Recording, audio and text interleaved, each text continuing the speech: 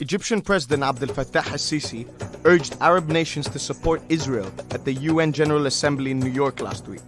Sisi also had his first public meeting with Israeli Prime Minister Benjamin Netanyahu.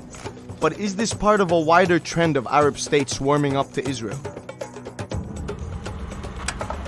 Since the start of the Saudi-led anti-Qatar campaign, Arab states and Israel have grown even closer.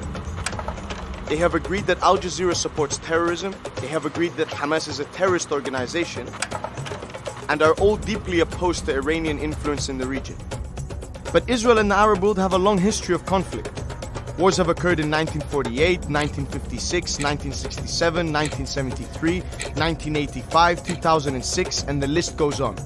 Israel still occupies Palestinian land and Syria's Golan Heights, not to mention the relentless construction of illegal settlements in the West Bank, the siege of Gaza, and human rights abuses being committed against Palestinians. But that hasn't stopped Arab states from flirting with Tel Aviv. The Bahraini king has recently denounced the Arab boycott of Israel and has allowed Bahraini citizens to travel freely to Israel. WikiLeaks has also exposed the UAE's diplomatic back-channeling with Tel Aviv, after emails of the UAE ambassador to Washington were leaked.